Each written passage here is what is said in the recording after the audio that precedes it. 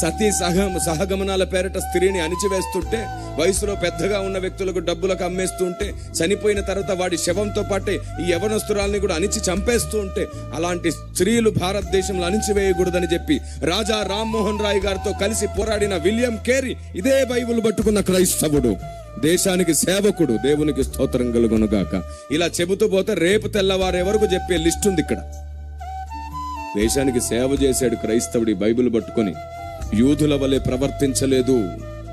ఒక పల్లెలో ఒక చిన్న వివాదం జరుగుతుంది. ఏమిటంటే, ఒక సేవకుడు తొందరపడి ప్రసంగం చేస్తుంటే చర్చి మీద పెద్ద హారన్ పెట్టుకొని ఉన్నాడంట. హారన్ అంటే తెలుసా మీకు? హలో, ఇటు చూడండి ఒకసారి. ఏం లాభం లేదు మీరు అటు ఇటు చూస్తే, ఇటే చూడండి. మీరు నాయకురాళ్ళైతే, మీరు ఒకవేళ పెద్దలైతే, మిమ్మల్ని బట్టే మీ పిల్లలు కూడా నేర్చుకున్నట్లుగా మీరు గుర్తుంచుకోండి. వాక్యం బోధించేటప్పుడు అటు ఇటు చూడకపోవడం చాలా మంచిది, ఉత్తమం. ఎందుకంటే మనం ఏం విత్తుతాం అదే కోసేటట్లు ఉంటుంది అన్నమాట. కొన్ని ఒకసారి నేను ఇట్లాగే చెప్తే తల దిప్పొద్దు అని అంటే కొందరు ఏం చేశారో తెలుసు? తల దిప్పులా, ఇగో కళ్ళు దిప్పుతున్నారు. ప్లాన్ బి ఎప్పుడు ఉంటుంది మీ దగ్గరే కదా. ముందు 1000 తలకాయలు కూర్చొని ఉంటే ఒక్క తలకాయ ఆ 1000 తలకాయలను ఎట్లా పరిపాలిస్తుందో తెలుసా? అసలైన తల అయిన క్రీస్తు మాలో ఉంటున్నాడు కాబట్టి మేము తట్టుకోగలుగుతున్నాం అన్నిటినీ, అందరినీ. దేవునికి స్తోత్రం కలుగునుగాక. Praise the lord. జాగ్రత్తగా ఆలకించండి నేనేం చెప్తున్నాను. ఒక పల్లెలో ఒక చర్చి మీద నుండి ఒక హారన్ పెట్టారు. మీరు హారన్ ఏమంటారు ఇక్కడ? బాకా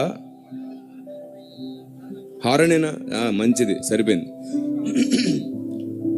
చర్చి మీద హారన్ పెట్టేసి మాట్లాడడం మనందరికి చాలా అలవాటు. వాస్తవానికి అసలు చర్చి మీద హారన్ పెట్టకూడదు. ఈరోజు సువార్త కొనసాగాలి అంటే చర్చి మీద హారన్ పెట్టకూడదు. ఒకవేళ పెడితే సువార్త చెప్పేటప్పుడు మాత్రమే హారన్ ఆన్ అవ్వాలి. మన ఆరాధనలు, మన పాటలకు హారన్ ఆన్ అవ్వకూడదు. ఒకవేళ చర్చ్ మొత్తం క్రైస్తవులై ఉంటే అనౌన్స్మెంట్స్కి హారన్ ఆన్ చేసుకోవచ్చు, మిగతా టైంలో ఆపడం మంచిది. ఎందుకంటే హారన్లో నుండి మన కోకిల స్వరాలు ప్రజలకు ఎలా వినబడతాయి? వాళ్ళు విని సంతోషంగా ఉండరే? మన అల్లరి, మన పాటలు, మన స్తుతి అన్ని తండ్రికి ఇష్టం. కాకి పిల్ల కాకి ముద్దు. కానీ లోకానికి ఎలా ఉంటుంది? ఒకసారి ఆయన హారన్లో మాట్లాడుతున్నాడు, బిగ్గరగా మాట్లాడుతుంటే ఆ పక్కనే ఎవరో పాపం వ్యాధిగ్రస్తులై ఇంట్లో పడుకున్నారంట. వాళ్ళకి నిద్ర పట్టిద్దా?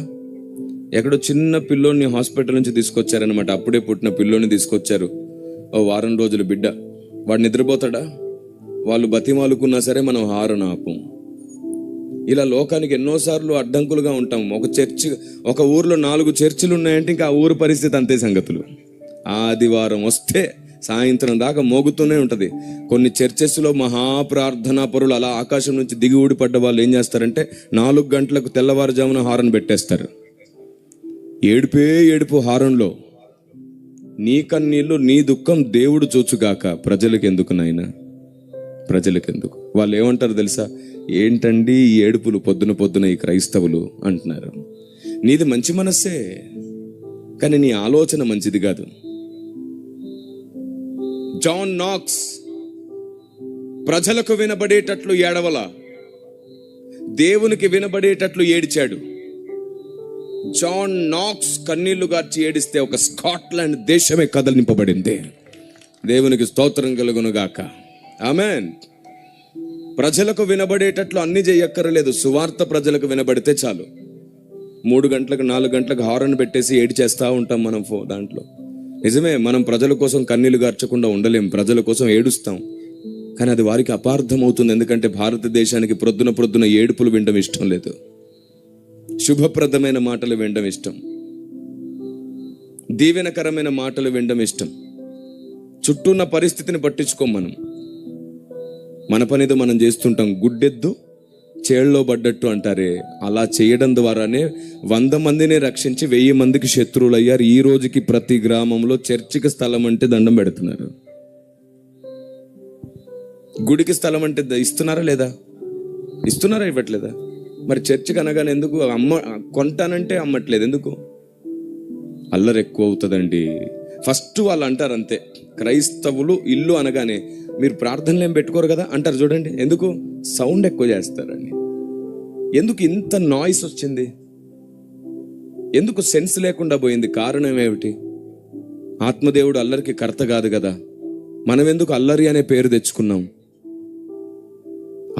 లేక ఆరాటం ఉంది, అభిషేకం ఉంది, ప్రార్థన ఉంది, భక్తి ఉంది, మంచితనం ఉంది, పరిశుద్ధత ఉంది, నీతి ఉంది, భారం ఉంది, కన్నీరుంది, ప్రాణం కూడా దేవుని కొరకు ఇచ్చేంత త్యాగం ఉంది. ఆలోచన లేదంతే. ఆ ఒక్క ఆలోచన లేకపోతే మొత్తం అన్ని నాశనానికి దారితీస్తుంది. అందుకే ఆలోచనకర్తలు అనేకులుండుట మంచిది అన్నాడు, మంచిది అన్నాడు. ఇలా హారన్స్ పెట్టడం ద్వారా చాలా గ్రామాల్లో డిస్టర్బెన్స్ అయ్యాయి. ఒకసారి అయితే ఒక పెద్ద ఆయన వచ్చేసి ఒక పాస్టర్ గారిని అడిగారు, సార్ కొంచెం తగ్గించండి, మొత్తం ఆపమనలా, కొంచెం తగ్గించండి, ఆ పిల్లోడు ఏడుస్తున్నాడండి, గుక్కపట్టి ఏడుస్తున్నాడు, భయపడిపోతున్నాడు, మీరు మధ్యలో అదేదో హల్లెలూయా అంటున్నారండి, సార్ భయపడిపోతున్నాడు సార్ అని చెప్పాడు. ఆయన ఏమన్నాడు తెలుసా? మీ పెళ్ళిళ్ళు, మీ ఫంక్షన్లు, మీ పూజలు అయినప్పుడు మీరు పెద్ద పెద్ద బాక్సులు పెట్టి సినిమా పాటలు పెట్టినప్పుడు మేమేమైనా వద్దన్నామా? ఇవి దేవుని మాటలు, దేవుని పాటలు, వెళ్ళి ఇక్కడ నుండి దీవించబడతాం అన్నాడంట. సైలెన్స్ వెళ్ళిపోయాడు ఆయన. వెళ్ళిపోయి 40 మందిని వేసుకొచ్చాడు. 4 పైకెక్కి 2 హారన్లను విరిచి అతని కాళ్ళ దగ్గర పడేసి, ఈసారి హారన్లు ఇరిగినే, రేపు నీ కాళ్ళు ఇరుగుతాయి పెట్టేవంటే అన్నారు. ఎంత బాధ! సేవకున్నాలా అంటే ఎంత బాధ! జీవం కలిగిన దేవుని సేవ చేస్తున్న సేవకుణ్ణి వేలెత్తి చూపించడం ఎంత బాధ! అవివేకం, ఆలోచన లేని పనుల ద్వారా జీవం కలిగిన దేవుని పని చేస్తున్న సేవకులకు ఇలాంటివి ఎన్నో, 1 కాదు 2 కాదు. దేవుని కొరకు ప్రాణమే ఇచ్చేద్దాం అనుకుని పని చేస్తుంటారు సేవకులు. వారి జీవితంలో అలాంటివి ఎదురు కాకుండా ఉండాలంటే ఆలోచనకర్త అయిన దేవునితో సహవాసం చాలా important. Praise the lord. Same అలాంటిదే ఒక హారన్ పెట్టేసి మాట్లాడుతున్నాడంట ఒక ఆయన. అప్పుడు జరిగిన సంభవం ఏమిటంటే, తొందరపడేసి అవి కళ్ళుండి మాట్లాడవు, చెవులుండి వినవని చెప్పేసి విగ్రహారాలని అవని ఇవనేసి నోరు జారి మాట్లాడేస్తున్నాడు. ఆయన విరివిగా మాట్లాడేస్తున్నాడు. అదంతా ప్రజలు విన్నారు, వచ్చి చర్చి ముందు నిలబడ్డారు. ఇలా నీకు నోటికి వచ్చినట్టు మాట్లాడితే మర్యాదగా ఉండదు అని చెప్పేసి వార్నింగ్ ఇచ్చారు. అదొక చిన్న గొడవలాగా జరిగింది. ఇక్కడ చర్చ్ పెట్టనివ్వమని కొందరు, ఉన్నది తీసేస్తామని కొందరు ఇలా మాట్లాడుతున్నప్పుడు అనుకోకుండా నేను అక్కడికి వెళ్లాల్సి వచ్చింది. ఇలా వివాదం అవుతుంది, గొడవ అవుతుంది, వీళ్ళ ప్రశ్నలకు ఆన్సర్ లేదు అంటే నేను పరిగెత్తుకుంటూ వెళ్ళాను. ఎందుకంటే నేను సేవ చేస్తున్నటువంటి ప్రాంతానికి సరిగ్గా 6 కిలోమీటర్ల దూరంలోనే అది జరిగింది. దాదాపుగా 17 సంవత్సరాలు అయిపోయింది ఇది జరిగి. నేను ప్రార్థనలో ఉన్నాను. ప్రతిరోజు 8.5 గంటలు దేవునితో గడపడం నాకు అలవాటుగా ఉండేది. గ్రామాలు తిరిగి సువార్త చేయడం అలవాటుగా ఉండేది. ఈ విషయం నాకు అందింది. ఇంటికి సమాచారం తెలిసి, అర్జెంట్ అయితే తప్ప నన్ను ప్రార్థనలు ఎలాగో డిస్టర్బ్ చేయరు, పిలుస్తున్నారంటే ఏదో అర్జెంట్ ఉంది అని చెప్పి నేను వెళ్ళేసరికి చెప్పారు, అలాగా ఓ చర్చి దగ్గర గొడవ అవుతుందంట, అక్కడున్న సేవకులు మీ ఫోన్కి ఫోన్ చేశారని ఇంట్లో వాళ్ళు చెప్తే పరిగెత్తాను నేను. వెళ్ళేసరికి చర్చిలో కూర్చొని ఉన్నారు, వారొక వైపు వీరొక వైపు. ఇప్పటి నుంచి హారన్ పెట్టకూడదని కొన్ని మాటలు, మా దేవి దేవతల గురించి ఒక్క మాట మాట్లాడినా ఊరుకోమని ఇంకొందరు, విగ్రహం అనే పదం వస్తే ఊరుకోనని కొందరు. గొడవ జరుగుతుంది. నేను వెళ్ళి కూర్చున్నాను. సన్నగా ఉండేవాడిని నేను అప్పుడు. నా పరిస్థితి ఎలా ఉందో తెలుసా? ఫిలిస్తీయులు, దావీదు అలాగా ఉన్నాను. చాలా సన్నగా చిన్నగా ఉన్నామని అప్పుడు. టీనేజర్. ఏం చేద్దాం, నా మాట ఎవడు పట్టించుకుంటాడు? అయినా సరే నేనేదో పరిచయం ఉన్న సేవకుడు, ఆయనకు ఏదో నమ్మకం నా మీద పిలిచాడు, పరిగెత్తుకుంటూ వెళ్ళాను, కూర్చున్నాను, ప్రార్థన చేసుకుంటూ ఉన్నాను. నేను నా పేరు వస్తేనే మాట్లాడతా, లేదంటే మాట్లాడను, ఇక్కడి నుంచి ఇటే వెళ్ళిపోతాను అని చెప్పి కూర్చొని ఉన్నాను. కూర్చొని ఉంటే అందులో ఒక సేవకుడు, ఒక్క నిమిషం అందరూ మాట్లాడేసాం, ఆగండి, కిరణ్ నువ్వు మాట్లాడు అన్నాడు ఆయన, పెద్ద ఆయన. ఒక్కసారిగా ఆ స్వరం వినగానే సింహం జూలు దులుపుకొని లేచినట్టు లేచాను నేను. దీనికోసం ఎదురు చూస్తున్నాను, ప్రభువా నాలో నుంచి వీరితో మాట్లాడు అని లేచి నిలబడి, దీనికి ఇది పెద్ద సమస్య కాదండి, చాలా చిన్న సమస్య అండి, దీనికోసం మీరు ఇంత పెద్దవాళ్ళు ఇలా గొడవ పడతారా? వయసు ఎంత పెద్దది మీది, ఇంత వయసు పెద్దలో ఉండి గొడవ ఏమిటంటే ఆయన అన్నాడు, ఏం చెప్పాలనుకున్నారో చెప్పండి ముందు, నీతులు తర్వాత అన్నాడు ఒక ఆయన. అంత కాన్ఫిడెన్స్తో నిలబడ్డానా ఆ మాట అనగానే ఒక్కసారిగా గాలిపోయిన బెలూన్లాగా, అసలు వీళ్ళు వింటారా వినరా అని అనుకున్నాను. కానీ ఆత్మదేవుడు నన్ను బలపరచడం ప్రారంభించాడు, నాకు ఆలోచనలు ఇవ్వడం ప్రారంభించాడు, నా వివేకాన్ని పెంచడం ప్రారంభించాడు, నా ఆలోచనకు వేగం పెరిగింది. వారు అడిగే ప్రతి మాటకు నా దగ్గర సమాధానం ఉండడం నేను గమనించాను. మాట్లాడడం ప్రారంభించి ఒక ఉపమానం చెప్పాను. సరే వినండి అన్నాను. మీ పిల్లలకు, ఇటు క్రైస్తవులైన మన అన్నదమ్ములు, ఇటు హైందవులైన అన్నదమ్ములు కూర్చొని ఉన్నారు. వారైనా మనవారే, వీరైనా మనవారే, కానీ ఆలోచన మాత్రం దేవునిది. అది అందించాలి. అప్పుడు చెప్పాను నేను, మన ఆడపిల్లలకు, మనకు పుట్టే చిన్న పిల్లలకు మనం బొమ్మలు కొనడానికి ఇస్తాం కదా. బొమ్మలు కొనిపిస్తామా, కొనిపించమా? మీరు చెప్పండి, మన పిల్లలు బొమ్మలు కొన్న తర్వాత ఏం చేస్తారు? దాంతో ఎలా ఆడుకుంటారు? ముఖ్యంగా ఆడపిల్లలు బొమ్మలు కొనుక్కుంటే ఎలా ఆడుకుంటారు? బొమ్మలకు స్నానం చేపిస్తారు. ఎలా ఆడుకుంటారంటే ఏమో అంటున్నారు. ఇప్పుడు చెప్పగానే అంట బొమ్మలకు స్నానం చేయిస్తారు, పౌడర్ రాస్తారు, జడేస్తారు, బట్టలేస్తారు, ఇడ్లీ తినిపిస్తారు. తినకపోతే మళ్ళీ తిట్లు దానికి. ఏవే నేను పెడితే తినవా అంటే, ఆ కిచెన్లో అమ్మ వంట చేసుకుంటూ వచ్చి చూసి మురిసిపోతూ ఉంటుంది, నా బిడ్డ భలే ఆడుకుంటుంది బొమ్మతో అని. అమ్మ నా బొమ్మ తినట్లేదమ్మా అని కంప్లైంట్. ఆవిడొచ్చేసి తింటావా తినవా నా కూతురు చెప్తే అంటే, అమ్మ ఏంటి అలాగనేసావు, ఏడుస్తుంది నా బొమ్మ. ఈవిడికే కనబడిద్ది అంతా, నా బొమ్మ ఏడుస్తుంది. ఆమె నవ్వుకుంటూ లోపలికి వెళ్ళిపోతుంటుంది. చక్కగా ఈమె కొద్దిసేపటికి 2 ప్లేట్లు తీసుకెళ్ళి, నా బొమ్మ నువ్వు చెప్పిన తర్వాత ఇడ్లీ తినేసిందమ్మా, నా బొమ్మ గుడ్ గర్ల్ అంటది. అమ్మకు తెలుసు ఇడ్లీ ఎవరు తిన్నారో. ఇదంతా తెలిసి కూడా బొమ్మతో మనం కూడా మాట్లాడతాం, బొమ్మతో ఆడుకుంటాం మనం కూడా, బిడ్డ సంతోషం కోసం కదా.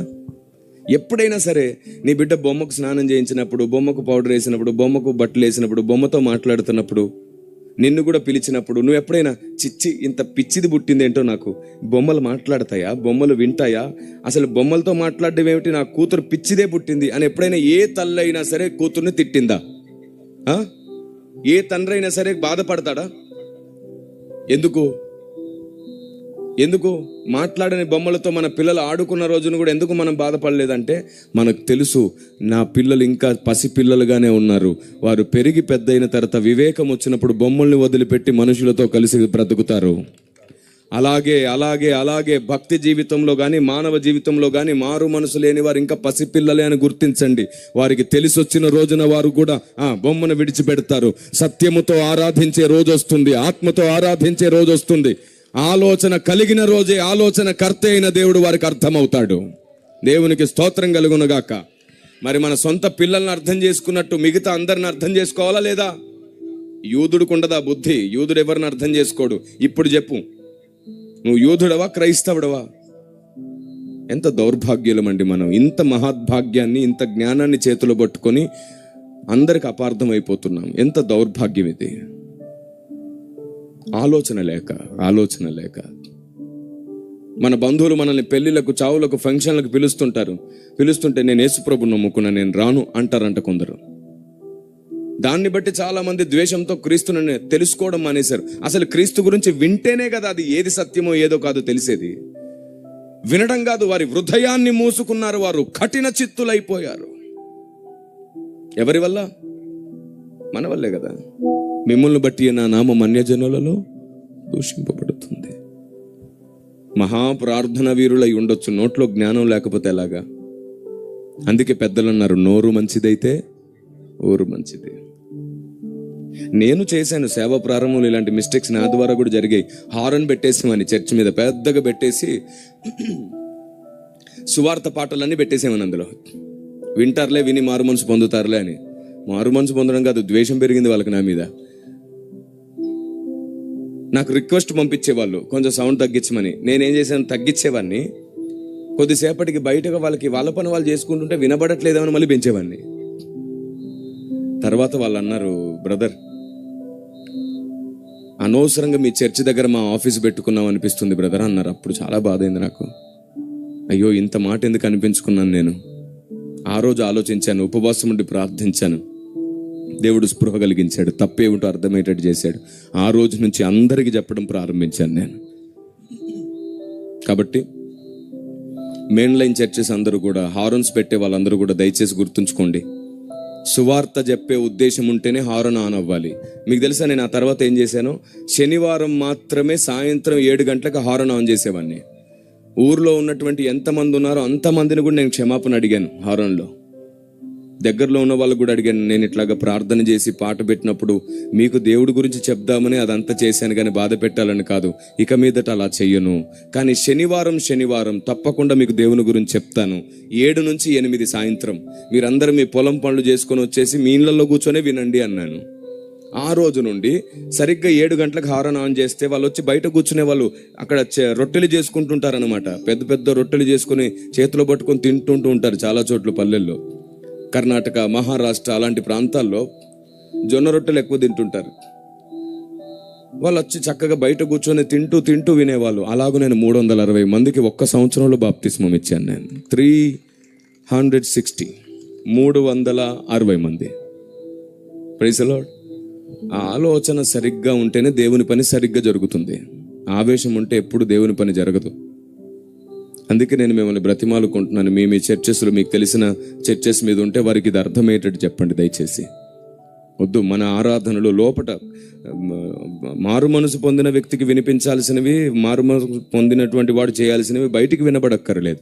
ఇదే మాట ఒక సేవకుల సదస్సులు చెబితే ఒక సేవకుడు నాతో ఒక డౌట్ అడిగాడు, బ్రదర్ ఇలాగే ఒకసారి హారన్ పెడితే రైల్వే ట్రాక్ మీద చనిపోదాం అనుకున్నవాడు బతికాడని ఒక సాక్ష్యం విన్నాము ఒక దైవజనుడు చెప్పగా, దాని ద్వారా ఎన్నో మేలులు జరుగుతున్నాయి కదా అంటే నేను అన్నాను, బ్రదర్ ప్రతి గ్రామం పక్కన రైల్వే ట్రాక్ లేదు, అది మర్చిపోకండి. ప్రతి గ్రామం పక్కన రైల్వే ట్రాక్ లేదు. నా దేవుడు హారంలో నుండే పని చేసేవాడు కాదు, అవసరమైతే ఫిలిప్పుకు ఆత్మను పంపించి పరిగెత్తింపజేశాడు. అలా సేవకుల్ని పరిగెత్తింపజేసి ఊరేసుకునే వ్యక్తులను కూడా బ్రతికింపజేశాడు ఆయన. ఆ సాక్ష్యాలు వినలేదా? ఎప్పుడు వన్ సైడే పరిగెత్తొద్దు. ఇప్పటికే చాలా అపార్థం అయిపోయాం. చాలు, ఈ మిగిలిన జీవితాన్ని అయినా సరే అందరికి అర్థమయ్యేటట్టు దేవుని ప్రకటిద్దాం. వాడు మంచోడు కాదు, వీడు మంచోడు కాదు, ఈ భజన మానేయండి. మనం ఎవ్వరం మంచి వాళ్ళం కాదు. మంచి వాళ్ళు అవ్వడానికి అనుదిన సహవాసం కావాలి. మనకి మంచి వాళ్ళం అవడానికి వాక్యం అర్థం చేసుకోవాలి. మన ఆలోచన విధానాన్ని ఇంకా సరి చేసుకొని స్వార్థపూరితంగా ఉన్న మన బ్రతుకులని నిస్వార్థంగా చేసుకోవడానికి దేవునితో సహవాసం కావాలి. ఈ భూమి మీద ఎవ్వరం 100% పర్ఫెక్ట్గా లేం, కానీ ఒకరోజు 100% అయి తీరాల్సిందే. కడబూరం రోగేలోపు ముగింపు దినాలలోపు మనం ఖచ్చితంగా మనల్ని మనం సరి చేసుకోవాలి. Praise the lord. ఒకరిని గూర్చి ఒకడు పిచ్చి మాటలన్నీ మాట్లాడుకుంటూ సాతానికి స్నేహితులం అయిపోతున్నాం. అదే పడిపోయిన వారిని లేపే పని పెట్టుకోండి, దేవునికి స్నేహితులం అయిపోతాం. మనం పడిపోయిన వారిని లేపుదాం, బలహీనుల్ని బలపరుద్దాం. పౌలు భక్తుడు ఏమంటాడు, బలహీనులకు నేను బలహీనుడను. ఎందుకు? వాళ్ళని బలవంతులు చేయడానికి. ఈ వాక్యం అంతా తెలుసు మనకి, అయినా మర్చిపోతాం. మందత్వం అని ఉంటుంది బైబిల్లో. ఈ విని మర్చిపోయే లక్షణం పేరు మందత్వం అంట. కాబట్టి సమాజం మనల్ని ఎన్నో అడుగుతుంది. వాళ్ళ పెళ్ళిళ్ళకు, చావులకు, ఫంక్షన్లకు వెళ్ళకూడదని బైబిల్ ఏమైనా చెప్పిందా? కానీ పెద్దలు చెప్పారు. ఎందుకంటే యూదులు వెళ్ళారు, మనం కూడా వెళ్ళకూడదు అనుకున్నారు. నేను చెప్తున్నాను, మీరు ఎవరి పెళ్ళికైనా వెళ్ళొచ్చు, ఎవరి చావుకైనా వెళ్ళొచ్చు, ఎవరి ఫంక్షన్కైనా వెళ్ళొచ్చు, కానీ మీరు వారికి ఒకటి చెప్పండి. ఏమిటో తెలుసా? నేను క్రీస్తు దీక్షలో ఉన్నాను, నేను క్రీస్తు నిష్ఠలో బతుకుతున్నాను. ఇక బ్రతుకున్నది నేను కాదు, నా యందు క్రీస్తే అని బ్రతుకుతున్నాను. నేను ముట్టకూడదు, తినకూడదు 2 ఉన్నాయి. ఒకటి, ఏదైనా ఒక విగ్రహం ముందు, రూపం ముందు బలిగా అర్పించింది మేము ముట్టకూడదు, తినకూడదు. నైవేద్యంగా పెట్టింది ముట్టకూడదు, తినకూడదు. మీరు ప్రేమతో ఏది పెట్టినా సరే తృప్తిగా తిని మీతో కలిసి మేము జీవిస్తాం, మిమ్మల్ని దీవిస్తామని చెప్పండి చాలు. మీ బంధువులు పొరపాటుగా మీరు తినకూడదు మీకు పెట్టరు. ఎందుకంటే భారతదేశానికి దీక్ష, నిష్ఠ అనే పదం మీద ఎక్కువ గౌరవం. నిష్ఠలో, దీక్షలో ఉన్న వారికి పెట్టకూడదని నేర్చుకుంది నా దేశం. మనం దీక్ష అని చెప్పంగా మారు మనసు పొందాను, సమర్పించుకున్నాను, ప్రత్యేకించుకున్నాను అంటాం. నీ మారు మనసు గురించి నీకే తెలియదు సరిగ్గా.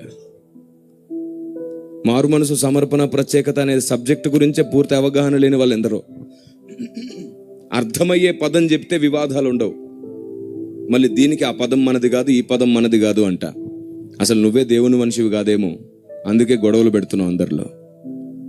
ఎంత అజ్ఞానం, ఎంత తెలివి తక్కువతనం. ఒక సేవకుడు ఇలా అన్నాడు, నా కారు వెనకాల సర్వసత్యమేవ జయతే అని ఉంటుంది.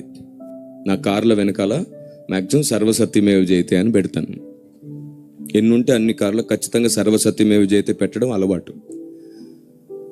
ఈ సర్వసత్యమేవ జయతే అని కనబడితే ఒక ఆయన అన్నాడు, ఒక పెద్ద ఆయన, తమ్ముడు ఈ జయతే అనేది మన పదం కాదు అన్నాడు. నేను షాక్, ఇదేంటి ఇలా మాట్లాడుతున్నాడు, జోక్గా అంటున్నాడేమో అనుకొని అవునండి అని నవ్వాను. నవ్వుతావేమిటి, ఏంటిది ఇది సర్వసత్యమేవ జయతే ఏంటి? పోలీస్ స్టేషన్లో చూస్తాము, తర్వాత రాజకీయ నాయకులు ప్రభుత్వ ఆఫీసుల్లో పెట్టుకోవడం చూస్తాము, లేదా కోర్టులో చూస్తాము. ఏంటి నువ్వు, అది క్రైస్తవుడిది కాదు అన్నాడు. ఇదేమిటి సీరియస్గానే మాట్లాడుతున్నాడు, ఎందుకు కాదు అన్నాను. సత్యమను సర్వసత్యమను నాట్ ఏ ప్రాబ్లం, కానీ జయతే ఏంటి, జయతే అది మనది కాదంటాడు. ఎలా అర్థమయ్యేటట్టు చెప్పాలి ఈయనకి? అప్పుడు నేను అన్నాను, సత్యము గెలవాలా గెలవకూడదా? గెలవాలి. సర్వసత్యం గెలవాలా గెలవకూడదా? గెలవాలి. నేను అదే కదా పెట్టుకున్నాను. కావచ్చు కానీ జయతే అని మనం వాడం అంటాడు. ఇంత మూర్ఖుడు ఎక్కడ దొరికాడురా క్రైస్తవ్యంలో అనుకున్నా నేను. ఏంట్రా అని ఆరాధిస్తే అతని సేవ చేసే ప్రతి గ్రామంలో వివాదాలు, గొడవలే ఇలాంటి మాటలతో. అది మాది కాదు, ఇది మాది కాదు, ఇది మీది కాదు, ఇది మాది కాదు. ఆ ఒక్కడి వల్ల ఆ గ్రామంలో చాలా మంది సువార్తికులు కొట్టబడ్డారు. ఆ ఒక్కడి వల్ల చాలా మంది సేవకులు బాధపరచబడ్డారు. ఆ ఒక్కడి మాటను బట్టి క్రైస్తవ్యం ఆ ప్రాంతంలో అపార్థం చేయబడింది. అప్పుడు నేను చెప్పాను, తప్పుగా ఆలోచిస్తున్నారు మీరు. ఏది సత్యం అది గెలవాలని కోరుకోవడం, ఏది సర్వసత్యం అది స్థాపించబడి గెలవాలనుకోవడం ప్రతి క్రైస్తవుడి బాధ్యత అవుతుంది. అది ఆమేన్. సత్యమేదో అది గెలవాలని కోరుకోవాలి. మీరు చెప్పండి, క్రైస్తవుడికి దేశభక్తి ఉండదా? హలో, క్రైస్తవుడికి దేశభక్తి ఉండదా? ఉంటదా ఉండదా? జై బోలో క్రీస్తు మహారాజుకి, రైట్. జై బోలో సర్దార్ వల్లభాయ్ పటేల్కి. ఏం తగ్గిందే? ఇప్పుడే దేశభక్తి ఉందన్నారు. జై బోలో క్రీస్తు మహారాజు కన్నప్పుడేమో అందరూ జై, స్వతంత్ర సమర యోధులకు ఆనాటి నాయకులకు జై కొట్టాల్సి వస్తేనేప్పుడు చప్పబడిపోయారు. జై బోలో సుభాష్ చంద్ర బోస్ కంటే ఎందుకు జై కొట్టం?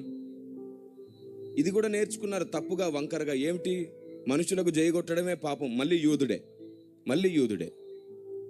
ఈ యూదుల దౌర్భాగ్యం ఒకటి అతికించుకొని కూర్చున్నాం మనం క్రైస్తవులం, మనం యూదులం కాదు. యూదుల గొప్పతనం చాలా గొప్పదే, కానీ మనం యూదులాగా ప్రవర్తించకూడదు. దానివల్ల ఏ ఆత్మ రక్షించబడడు. యూదులు రక్షింపబడరు. యూదుల వలన రక్షణలోనికి ఎవరు రాలేదు. ఎందుకంటే వారు సువార్త ప్రకటించే భారం వారికి లేదు. ఇప్పుడు మీకు అర్థమయ్యేట ఒక మాట చెప్తాను, మీరు వినండి జాగ్రత్తగా. దేశభక్తి క్రైస్తవుడికి లేదు అనేది అబద్ధం. క్రైస్తవుడు దేశభక్తితోనే జీవిస్తాడు. 26 జనవరి 15 ఆగస్టు మనం ఖచ్చితంగా మన దేశభక్తిని చాటుకుంటాం, ఫ్లాగ్స్ పెట్టుకుంటాం. మన చర్చిలో కూడా ఫ్లాగ్స్ ఉంటాయి. తర్వాత మన స్టేటస్లో కూడా నినాదాలు ఇస్తూ ఉంటాం. అంత మాత్రమే కాదు, కొన్ని చర్చెస్ ముందు ఫ్లాగ్ కూడా ఎగురుతుంది. క్రైస్తవుడు దేశం కొరకు కన్నీళ్లు గారుస్తాడు, ఉపవాసాలు ఉంటాడు, ప్రార్థనలు కూడా చేస్తాడు. దేశం పట్ల క్రైస్తవుడికి భక్తి లేదని కాదు, కొన్ని మాటలు పలకడంలో అవగాహన లోపించింది కాబట్టే ఇలా అపార్థమయ్యాడు క్రైస్తవుడు. దేవుని దాసులకి అది బోధించింది కొన్ని. ప్రకటన గ్రంథం 2వ అధ్యాయం 20లో ఉంటుంది, అది నా దాసులకు బోధించుచు వారిని మోసగించుచున్నదని. కొన్ని విషయాలే, అన్ని కాదు. వాటిని కూడా పరిశుద్ధాత్మ దేవుడు సరిచేయాలని పూనుకున్నాడు ఈ చివరి దినాల్లో. మనకు దేశభక్తి ఉంది. ఒక ఆయన అన్నాడు క్రైస్తవ్యాన్ని వ్యతిరేకిస్తూ, ఈ బైబిల్ పట్టుకున్న వాళ్ళందరూ శాడిస్టులు అవుతారండి, ఈ బైబిల్ పట్టుకున్న వాళ్ళందరూ కూడా ద్వేషంతో నింపబడతారండి, వాళ్ళకి అసలు దేశభక్తే ఉండదండి అని నినాదం ఇచ్చేసాడు. డైరెక్ట్గా స్టేట్మెంట్. ఈరోజు నేను నా స్టేట్మెంట్ పాస్ చేస్తున్నాను, లైవ్లో కూడా అందరూ వింటుండగా చెప్తున్నాను. ఇదే బైబిల్ పట్టుకొని ఎంతమంది జవానులు మిలిటరీలో చేరి సేవ చేస్తున్నారో ఒకసారి చూసుకో. ఇదే బైబిల్ నమ్ముకున్న వారు దేశానికి సేవ చేస్తున్న జవాన్లుగా మారారు. Praise the lord. ఇదే బైబిల్ని పట్టుకుని ఎందరో రా ఏజెన్సీలో పనిచేస్తున్నారు, ఇంటెలిజెన్స్లో పనిచేస్తున్నారు, దేశానికి సేవ చేస్తూ ప్రాణాలు ఇచ్చేసిన వాళ్ళు ఉన్నారు. ఇదే బైబిల్ పెట్టుకుని ఎందరో దేశానికి సేవ చేసి దేశంలో ఉన్న కుష్ఠరోగులను మనం బయటికి నెడితే వాళ్ళు కుష్ఠరోగుల పుండ్లను కడిగి తల్లిలాగా భోజనం పెట్టిన మదర్ తెరిస్సా ఈ బైబిల్ పట్టుకుని ఒక క్రైస్తవురాలే. దేవునికి స్తోత్రం కలుగును గాక.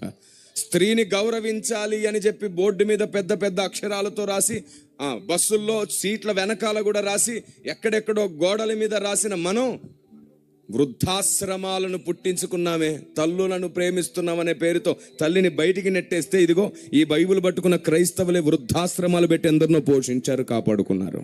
దేవునికి స్తోత్రం కలుగును గాక. సతీ సహగమనాల పేరిట స్త్రీని అణిచివేస్తుంటే, వయసులో పెద్దగా ఉన్న వ్యక్తులకు డబ్బులకు అమ్మేస్తూ ఉంటే, చనిపోయిన తర్వాత వాడి శవంతో పాటే ఈ యవనస్తురాల్ని కూడా అణిచి చంపేస్తూ ఉంటే, అలాంటి స్త్రీలు భారతదేశంలో అణిచివేయకూడదని చెప్పి రాజా రామ్మోహన్ రాయ్ గారితో కలిసి పోరాడిన విలియం కేరీ ఇదే బైబిల్ పట్టుకున్న క్రైస్తవుడు, దేశానికి సేవకుడు. దేవునికి స్తోత్రం కలుగును గాక. ఇలా చెబుతూ పోతే రేపు తెల్లవారే వరకు చెప్పే లిస్ట్ ఉంది ఇక్కడ. దేశానికి సేవ చేశాడు క్రైస్తవుడి బైబిల్ పట్టుకొని. యూదుల వలె ప్రవర్తించలేదు. యూదులు ఆవేశపరులై, యూదులు తొందరపడి, యూదులు యుద్ధం చేసి, యూదులు కొన్ని విగ్రహాలు బద్దలుగొట్టి, యూదులు కొన్ని చేశారు. క్రైస్తవుడు ఎప్పుడు అలా చేయలేదు. ఎందుకంటే క్రీస్తు అలాంటి ఆజ్ఞ ఇవ్వలేదు. వారి దేశ పరిస్థితులకి, వారున్న జీవితానికి, వారున్న స్థితిగతులకు వేరు. ఈ రోజుకి వాళ్ళకి శత్రువులు చుట్టూ, వాళ్ళ పోరాటమే వేరు. అన్ని కలిపి కిచిడి చేసేసి వివాదాన్ని రేపే ప్రయత్నం చేస్తున్నారు. కానీ నా దేవుడు దేనిది దానికి సపరేట్గా విడదీసి చూపిస్తాడు ఆయన. Praise the lord.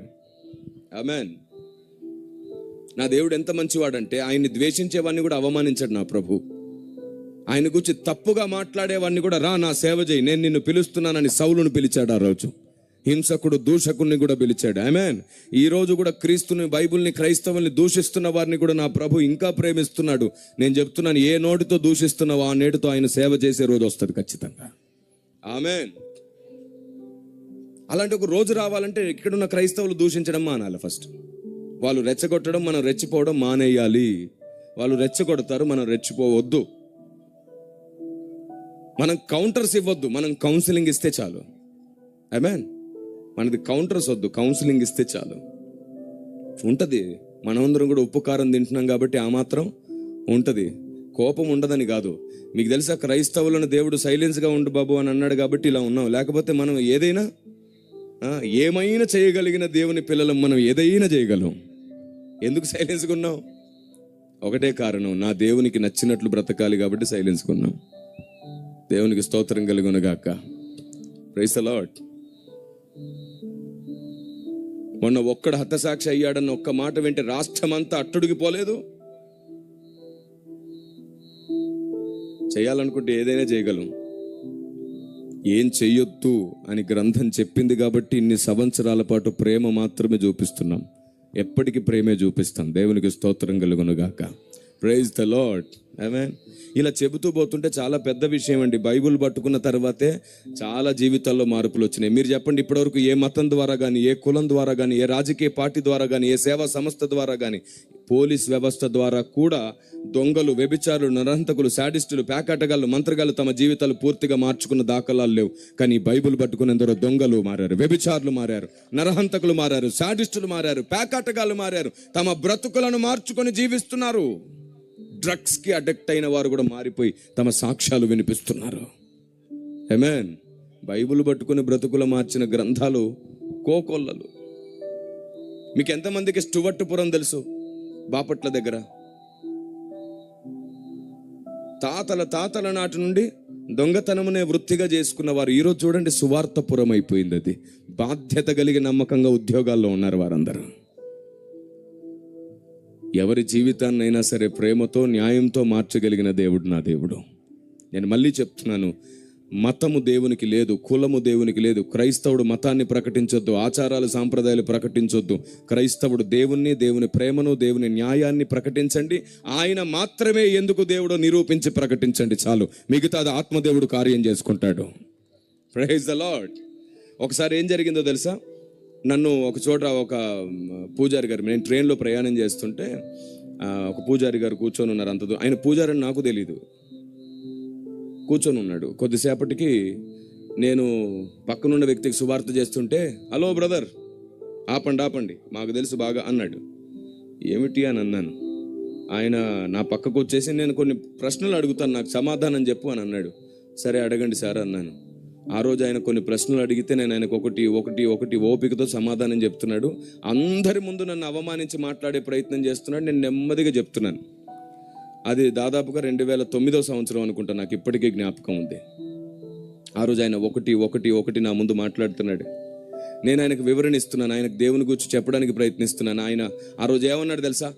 మీరు బలవంతంగా మభ్యపెట్టి, తర్వాత ఏమన్నాడు తెలుసా? బియ్యం ఇచ్చి, పప్పులు ఇచ్చి, డబ్బులు ఇచ్చి మతం మారుస్తున్నారు బలవంతంగానంట. ఏమిటంట? బియ్యం ఇచ్చి, పప్పులు ఇచ్చి, డబ్బులు ఇచ్చి బలవంతంగా మారుస్తున్నారంట. నేనే మీకు 2 చెప్తాను, ఆగండి. మేము డబ్బులు ఇచ్చే వాళ్ళమైతే మీ వాళ్ళే మరి మమ్మల్ని కానుకల కోసం, దశంభాగాల కోసం పీల్చి పిప్పి చేస్తున్నారని మమ్మల్ని ఎందుకు నిందిస్తున్నారు? మేము ఇచ్చే వాళ్ళమైతే తీసుకుంటున్నారని ఎందుకు తిడుతున్నారు అన్నాను. రెండవది, మేము ఇచ్చి మా బలవంతంగా మతం మారుస్తున్నట్లయితే మా చర్చిలో కానుక పెట్టి ఎందుకు ఉంటుంది? అక్కడ మా దగ్గరే బోల్డంత ఉన్నప్పుడు మేము ఇచ్చే మార్చే వాళ్ళం అయితే సేవ కోసం కానుక పెట్టి ఎందుకు పెట్టాం? మందిర సేవ కోసం కానుక పెట్టి అక్కడ ఉంటుందే. మూడోది చెప్పాను, మీకు విషయం తెలుసా పూజారి గారు? అందరూ రక్షించబడకపోతే మాకు బోల్డంత లాభం తెలుసా పరలోకంలో అన్నా. వాట్? ఏంటి అన్నాడు. మా వాళ్ళకి ఇంకా ఈ సీక్రెట్ తెలియలేదు కాబట్టి తొందరపడుతున్నారు. నేను చెప్తున్నాను మా అందరి తరపున, అందరూ యేసుప్రభుని నమ్మకపోతే మాకే లాభం పరలోకంలో. అదేంటి అలాగంటున్నారు? అవును, నా ప్రభు ఏమన్నాడంటే, నేను స్థలము సిద్ధపరచడానికి వెళ్ళుచున్నాను అన్నాడు. ఉదాహరణకు అర్థం చేసుకోండి లాజికల్గా అని చెప్పాను. ఏంటి అన్నాడు? 100 ఎకరాలు సిద్ధపరిచాడు అనుకోండి, 100 మంది రక్షించబడ్డారు అనుకోండి, ఒక్కొక్కటికి పంచడానికి ఎంత ఉంది చెప్పరేంటండి? మీకు ఈ లెక్కలు బాగా తెలుసు కదా, వీటి కోసమే గొడవలు మళ్ళీ.